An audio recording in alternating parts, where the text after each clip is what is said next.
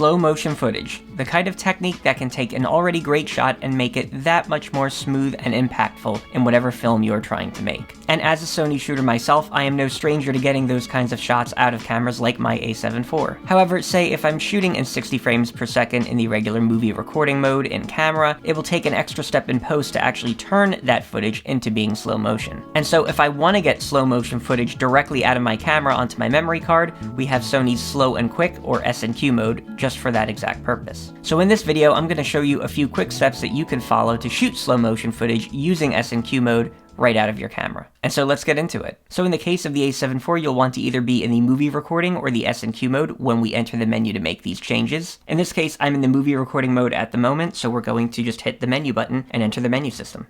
Now, it is worth noting that cameras like the a7 IV are going to have a similar menu system to cameras like the a7S III, the FX3, the A1, and other newer Sony camera models. We will cover very briefly what this looks like in some older Sony models, but just bear that in mind as we go through where you'll find these settings. Now, once we're here, we're already at the shooting menu here. I'm going to move over to image quality and then move over one and go down to the S&Q settings specifically. Now, let's just talk through what settings we'll want to use here to specifically shoot slow motion in this camera. Now, in terms of the camera we're working with, which is the a7 IV at the moment, this shoots a maximum of 4K 60 frames per second. So we're going to set up S&Q mode so that we can shoot 60 frames per second slow motion that will ultimately be designed to end up in a 24 frame per second timeline or film. So first here we have the record frame rate, which is set to 24 frames per second. We can leave this specifically as is because we want this to end up in 24 frames per second, even though we'll be filming 60 frames per second slow motion. Now for the actual S&Q frame rate, this is where we're going to want to change this, instead of being at the lowest value currently, to the 60 frames per second value to shoot slow motion. Now what's also helpful to point out here is that once we've changed the S&Q frame rate, you'll see at the bottom here, it actually tells us that S&Q mode is going to be shooting slow motion for us at a rate of 2.5 times slower than what we would typically expect. So this is helpful in showing basically how much slower your footage is going to play back than it typically would, say, if you were shooting in just 24 frames per second. And just to demo this a bit more briefly, you'll notice if we change the record frame rate, say to 30p, this now turns into 2 times slow motion. And so in this case, the camera is taking the S&Q frame rate and dividing it by the record frame rate to show us how much slower by a value of times our footage will be when shooting in S&Q mode. From here, we have the S&Q record setting, where you can choose the bit depth and chroma subsampling you want to film in the camera. Because cameras like the a7 IV shoot up to 10-bit 422, I'm going to leave that at the highest possible quality I can, but you can choose 8-bit 420 if you don't mind a bit less latitude when you're color grading, or if you want footage that might render back a bit more smoothly, say if you have a slightly older computer. Once we've done that, we are mostly ready to go. Now, of course, if you're using one of Sony's older alpha camera models, like say my a7 III, you will still see the same S&Q mode options as we just talked through, but you will notice a difference in, say, the maximum resolution and or frame rate that you can shoot in. For example, my a7 III cannot do S&Q mode in 4K whatsoever and can only go up to 1080p, although in 120 frames per second. That said, the settings, how they operate, and even the next couple of points we're going to touch upon still do apply in the same way to those cameras with the older menu system as they do to those like the a7 IV here with the new one.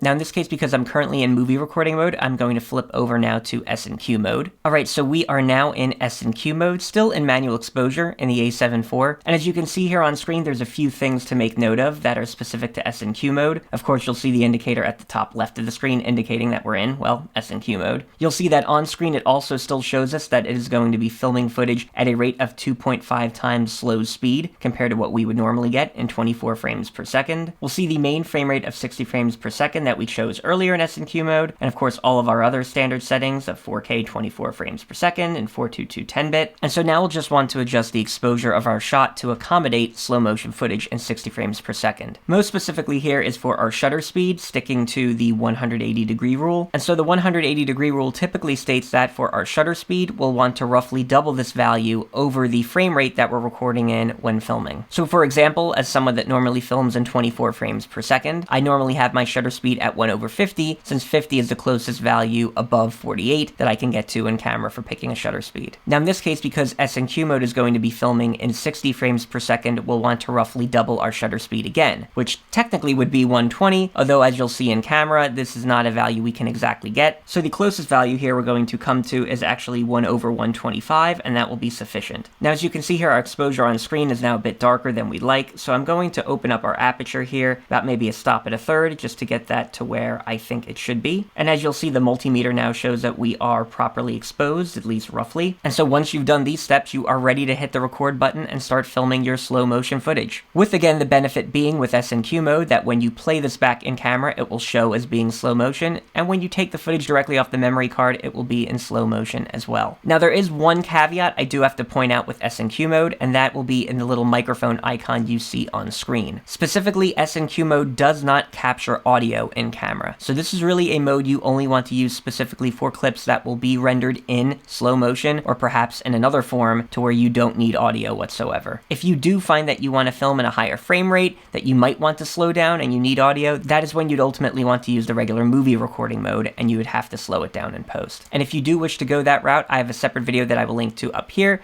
that you can check out, say for Final Cut Pro users, that show the different ways in which you can take regular high frame rate footage and slow it down to become slow motion in post. Now that said, as effective as SNQ mode is for doing slow motion footage, I actually use it to shoot time lapses even more so than slow motion. Though if you want to use SNQ mode to make time lapses, you're going to need to change a few settings in a different manner from what we've covered here, and so I have an entirely separate video over here that covers that. For now, that is all I have to say, so thanks for watching.